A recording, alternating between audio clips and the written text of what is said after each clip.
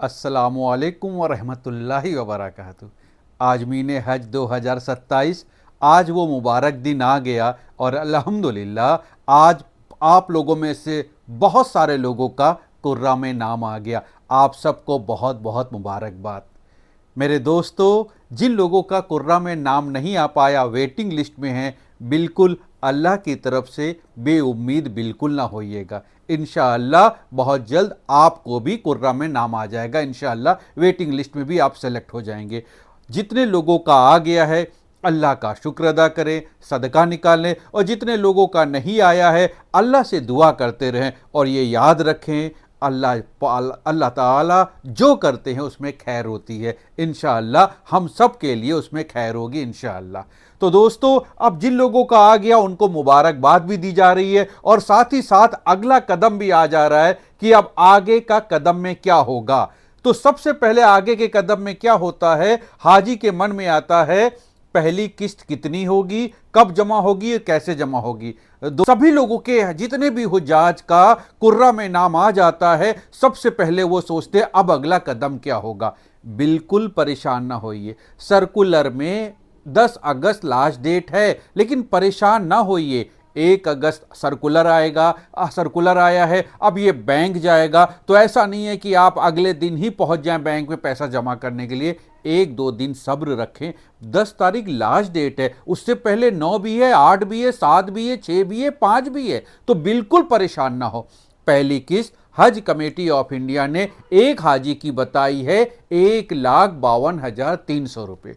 तो एक हाजी की 1,52,300 रुपये है। अगर आपके कवर में 5 लोग हैं तो आप 5 से मल्टीप्लाई कर लीजिए, अगर 2 लोग हैं तो 2 से मल्टीप्लाई कर लीजिए और अपनी पहली किस्त जोड़ लीजिए कितनी आएगी। अब दूसरी बात आती है कब तक जमा होगी। 10 अगस्त लास्ट डेट है, तो अभी ये जब तक 10 तारीख को सर्कुलर ना आ जाए और ये ना कहा जाए तारीख बढ़ गई है, तब तक आप अपने दिमाग में 10 तारीख मान के चलें। और जैसे ही ये कुर्रा में नाम आया, अगले दिन बैंक ना जाए, 1 दिन 2 दिन वेट कर लें। इंशाअल्लाह मंडे ट्यूसडे को जाएं, बैंक में आसानी से पैसा जमा हो जाएगा। शुरू शुरू में जब आप पहुंच जाते हैं बैंक, तो बैंक वाले भी परेशान होते हैं, क्योंकि बैंक तक हज कमेटी ऑफ इंडिया का सर्कुलर नहीं पहुंचा होता है। तो वो भी सोचते हैं कि अरे भाई आप आ गए, लेकिन हम जमा कैसे करें। तो उनको भी बहुत सारी मालूमात नहीं होती है। 1-2 दिन सब्र करके आप जाएं, इंशाअल्लाह मंडे तक पैसे जमा करें, बड़े आसानी से जमा हो जाएगा। लेकिन अब बात है कि पहली किस्त जमा करने के 2 तरीके होते हैं।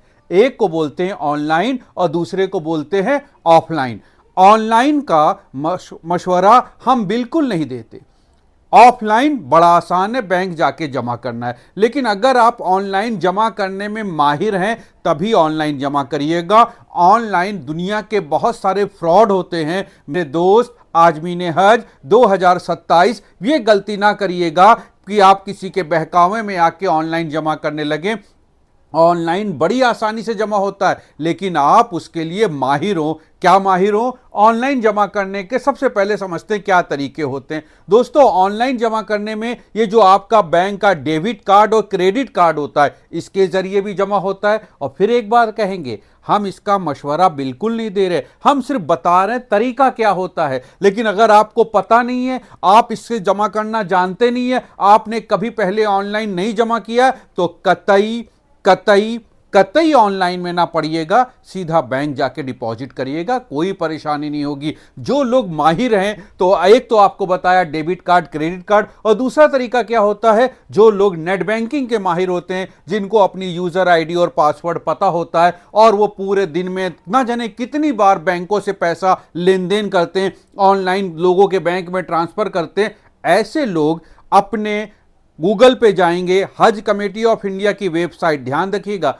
हज कमेटी ऑफ इंडिया की वेबसाइट पर जा करके अपना मोबाइल नंबर और एमपिन जब लॉगिन करेंगे, तो उसमें आपका ऑनलाइन पेमेंट का ऑप्शन आएगा और उसमें आपसे पूछेगा भी कि आप कितने पैसे जमा करना चाहते हैं। आप अगर 2 लोग हैं तो 1,52,300 का डबल कर लेंगे, तो इसी तरह से वो 3,04,600 रुपये आ जाएगा। लेकिन ऑनलाइन में ये ऑप्शन होता है कि आप चाहें तो पार्ट में जमा कर दे। जितना अमाउंट आप सेलेक्ट करेंगे, उतने अमाउंट को आप फिर वो आपसे पूछेगा कि क्या तरीका है, आप डेबिट कार्ड से देंगे, या आप क्रेडिट कार्ड से देंगे या आप नेट बैंकिंग मोबाइल बैंकिंग से देंगे, आप जिसमें माहिर हो, जिसमें आपको काबिलियत हो, आप उस तरीके से पैसा जमा कर दीजिएगा ऑनलाइन। मगर ध्यान रहे, एक बार फिर से हाजी साहब, हज्जिन साहिबा, अगर आप ऑनलाइन जमा करने में माहिर नहीं है तो बैंक जा करके पैसा जमा करिएगा। किसी तरह का कोई फ़ोन कॉल आ जाए कि भाई बहुत बहुत मुबारक हो और आपका हज में कुर्रा में नाम आ गया, अब आपको पैसे जमा करना है, क्या आप ऑनलाइन जमा करना चाहते हैं?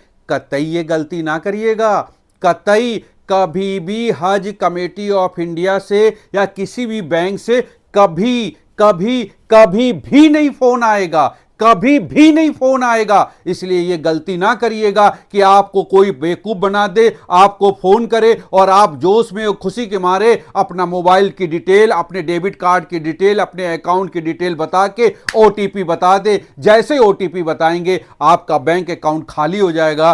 कभी ऐसी गलती ना करिएगा हाजी साहब। जो लोग माहिर हैं वही ऑनलाइन जमा करिएगा। हम ऑनलाइन का मशवरा किसी को नहीं देते, जो ऑनलाइन माहिर हैं वो करें, उनकी तरफ से, हमारी तरफ से उनको कोई रोक टोक नहीं। लेकिन जो हमारे मासूम हाजी हैं जिन्होंने आज तक ऑनलाइन किया नहीं, वो बिल्कुल ऑनलाइन ना करिएगा। और 2026 तक ऑनलाइन पेमेंट में यूपीआई पेमेंट नहीं होती थी। वो जो आपने देखा है कि क्यूआर कोड से स्कैन करके हम लोग आजकल 5-5, 10-10 रुपए की भी पेमेंट कर देते हैं। हज committee of India online payment में यूपीआई पेमेंट नहीं लेती है, क्यूआर कोड स्कैन नहीं करती है। नेट बैंकिंग में या डेबिट कार्ड, एटीएम कार्ड के जरिए, क्रेडिट कार्ड के जरिए पेमेंट जमा होता है। और अनजान आदमी के गलत के फोन में धोखा ना खा जाइएगा, माहिर हो तभी जमा करिएगा। अब आइए समझते हैं ऑफलाइन, ये बहुत जरूरी है ऑफलाइन समझना, समझिएगा।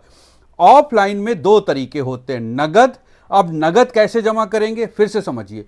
पूरे हिंदुस्तान में बहुत सारे बैंक हैं, State Bank of India, Union Bank of India, HDFC Bank, ICIC Bank, UCO Bank, Vijaya Bank, Bank of India. हाजी साहब, हज कमेटी ऑफ इंडिया का जितने सारे बैंक में सिर्फ दो ही बैंक हैं, State Bank of India, Union Bank of India. दो ही बैंक हैं, स्टेट बैंक ऑफ इंडिया जी और यूनियन बैंक ऑफ इंडिया। इन्हीं की ब्रांच में पैसा जमा होता है, इन्हीं की ब्रांच में पैसा जमा होता है। बाकी किसी भी बैंक में पैसा जमा नहीं होता है, नहीं होता है, नहीं होता है। तो आपका खाता चाहे इन बैंकों में हो और चाहे इन बैंकों में ना हो, आप नगद जमा करने इन्हीं बैंकों में जाएंगे। स्टेट बैंक ऑफ इंडिया के अपने घर के पास, अपने डिस्ट्रिक्ट में, अपने जिले में स्टेट बैंक ऑफ इंडिया और यूनियन बैंक ऑफ इंडिया, बस पैसा यहीं जमा होगा। अब एक बात आती है कि जब आप नगद जमा करने जाएंगे तो क्या बैंक का जो नॉर्मल पैसा जमा करना, जैसे आपने कभी भी बैंक में गए होंगे तो एक फॉर्म मिलता है, वो फॉर्म भरते हैं, उस पर लिखते हैं। नहीं हाजी साहब, उसमें पैसा जमा नहीं होगा। पैसा कैसे जमा होगा? पैसा जमा होगा, आपको हज कमेटी ऑफ इंडिया इस तरह की स्लिप देगी, या आपको ये स्लिप 2027 की मिलेगी। इसी तरह की ये स्लिप होगी जिसमें आपकी 3 कॉपी होगी, बैंक कॉपी होगी, हज कमेटी ऑफ इंडिया की कॉपी होगी और हाजी साहब पिलग्रिम कॉपी आपकी कॉपी होगी। इसको भर के पैसा जमा किया जाएगा। किसको भर के? इसको भर के पैसा जमा किया जाएगा। स्टेट बैंक ऑफ इंडिया में जाएंगे तो स्टेट बैंक ऑफ इंडिया वाली स्लिप होगी, ये देखिए स्टेट बैंक ऑफ इंडिया की स्लिप। और अगर यूनियन बैंक में जाएंगे, ये स्टेट बैंक ऑफ इंडिया की है। और अगर यूनियन बैंक में जाएंगे तो यूनियन बैंक की आपको ऐसी स्लिप मिलेगी, यहां पर मिलेगा यूनियन बैंक। ये स्लिप कहां मिलेगी जी? बड़ा अच्छा सवाल है। आप जब हज कमेटी ऑफ इंडिया की वेबसाइट पर जाएंगे तो आपको ये स्लिप मिल जाएगी, आप वहां से डाउनलोड कर लीजिएगा। हम लोग भी अपने व्हाट्सएप ग्रुप चैनल पर आपकी स्लिप व्हाट्सएप कर देंगे, आप उसके जरिए भी प्रिंट आउट निकाल लीजिएगा। और हम लोग आपको वो भी तरीका बता देंगे कि किस तरीके से आप प्रिंट करी हुई स्लिप निकाल लें। यानी कि हज का ये तो प्रिंट करी हुई है, ये छपी हुई है। छपी हुई के बाद इसमें आपका नाम भी आ जाएगा और एक वर्ड होता है जिसको बोलते हैं बैंक रेफरेंस नंबर। जी, बात आती है कि जब बैंक में पैसा जमा करने जाएंगे तो हम अपना फॉर्म भरेंगे कैसे? कवर नंबर आपको सबको पता है, उसमें एक कॉलम और होता है, लिखा होता है बैंक रेफरेंस नंबर। दोस्तों, अगर आपका कवर नंबर है UPF-1000-1-0, अब इसी तरह से गुजरात वालों का GJF होगा, महाराष्ट्र वालों का MHF होगा, तो आपको अपना बैंक रेफरेंस नंबर कैसे बनाना है? आपको यूपीएफ से पहले 2027 लिख देना, 2027। यूपीएफ ऐसे ही लिख दीजिए, 1000 ऐसे लिख दीजिए बस। अब अगर आपका 1212 है तो आप यहां 1212, जो आपका कवर नंबर है बस वो यहां लिखा जाएगा। ये -1, आप एक लोग जा रहे हैं तो -1 होगा, दो जा रहे -2, ये नहीं लिखा जाएगा, ये पोर्शन नहीं लिखा जाएगा। सिर्फ ये 1 2 3 4 5 6 7, तो 1 2 3 4 5 6 7 सिर्फ ये लिखा जाएगा। और चूंकि आप हज 2027 में करेंगे तो यहां पर 2027, ये है बैंक रेफरेंस नंबर। बस ये बैंक रेफरेंस नंबर आपने सही से डाल दिया, अपना कवर नंबर सही से डाल दिया, पैसे जमा करने की तारीख सही लिख दी और पैसे जो जमा कर रहे हैं वो अमाउंट सही से लिख दिया, बस बैंक वाले ने आपको सही से मोहर लगा के दे दी, अल्हम्दुलिल्लाह आपका पैसा जमा हो गया। तो आप बड़ी आसानी से नगद जमा कर सकते हैं, कोई परेशानी नहीं। और अगर स्टेट बैंक ऑफ इंडिया में चेक अकाउंट है तो वहां की चेक से जमा करिए, यूनियन बैंक में तो वहां की चेक से जमा करिए, कोई परेशानी नहीं दोस्तों। यहां पर देखिए आपको दिखाते हैं, यहां पर आपको अपना हज कवर नंबर, यहां पर आपको अपना कवर नंबर लिख देना दोस्तों। अब ये देखिए लिखा हुआ बैंक रेफरेंस नंबर, यहां पर आपको जो कवर नंबर होता है उसमें आप 2027 यूपीएफ 1000 या 2077 आपका बीएचएफ 1000 या एमएचएफ 1000 ऐसे करके बैंक रेफरेंस नंबर बना लीजिएगा। हम लोग भी आपको व्हाट्सएप ग्रुप चैनल पर बाकायदा बता देंगे और अच्छी तरह से कि कैसे आप बैंक रेफरेंस नंबर, बाकी डिटेल वही होगी। बहुत सारे लोग परेशान होते हैं कि भाई इसमें हज कमेटी ऑफ इंडिया के खाता नहीं लिखा है। हज कमेटी ऑफ इंडिया का खाता नहीं लिखा होता है। ये पैसा जब आप जमा करने जाएंगे तो आप जब जमा करेंगे तो आपके रेफरेंस नंबर से पैसा जमा होगा, पहुंच जाएगा अपने आप हज कमेटी ऑफ इंडिया, क्योंकि ये पूरा जो आपको प्रिंट आउट दिख रहा है ये हाई हज कमेटी ऑफ इंडिया का। और ये state Bank of union bank में जब जाएंगे तो ऑटोमेटिक उन्हीं के खाते में जाएगा। इसमें कहीं पर भी हज कमेटी ऑफ इंडिया की डिटेल नहीं लिखी होगी। यहां पर आपका मोबाइल नंबर आएगा, यहां तारीख आएगी, जिस तरीके के नोट होंगे वो आएगा, आपको अपने सारे हाजियों का नाम यहां लिखना होगा और यहां पर कवर हेड का एड्रेस लिखना होगा, पैसा जमा हो जाएगा। 3 पार्ट होंगे, तीनों में सब कुछ सेम भरा जाएगा। बैंक वाले अपना स्लिप रख लेगा, हज कमेटी ऑफ इंडिया की कॉपी और आपकी कॉपी, ये 2 कॉपी आपके पास रहेगी। इसको बहुत संभाल के अपने पास रखिएगा। हर साल पैसा जमा होने के 2 दिन के बाद फोन आता, मेरी तो कॉपी खो गई। खो जाएगी तो दिक्कत होगी, तो क्यों दिक्कत, आप इसको तुरंत फोटो खींच लीजिए मोबाइल में और तुरंत आप उसकी 2-3 फोटो कॉपी करा करके घर में अलग अलग रख दीजिए, नहीं खोएगी।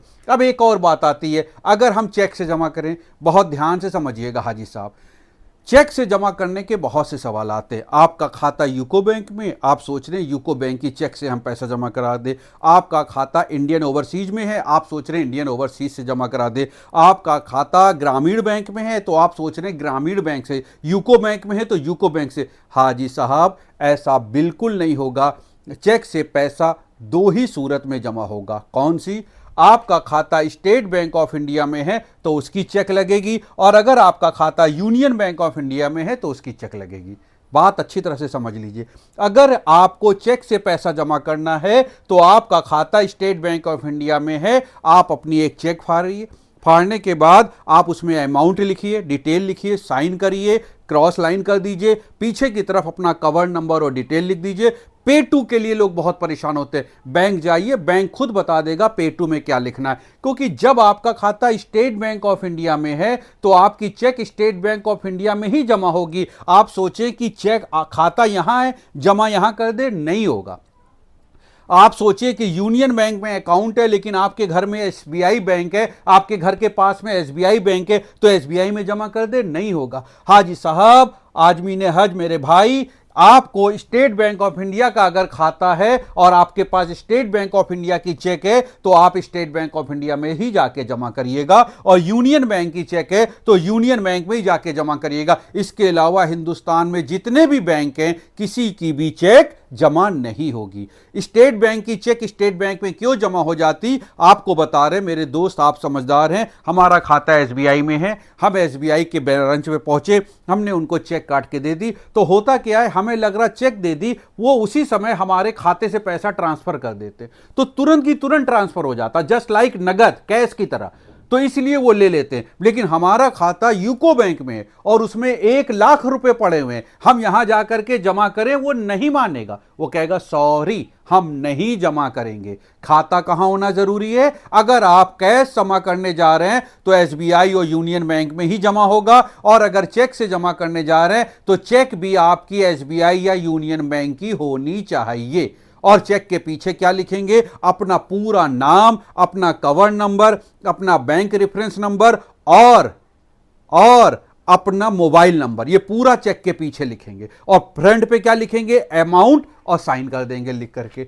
आगे की बात आती है कि अब हमने पैसा जमा कर दिया, पैसा जमा हो करके रसीद हमारे को मिल गई, अल्हम्दुलिल्लाह भाई, बड़ी खुशी की बात है। अब अगला कदम क्या? बहुत गौर से सुनिएगा, अगला कदम क्या?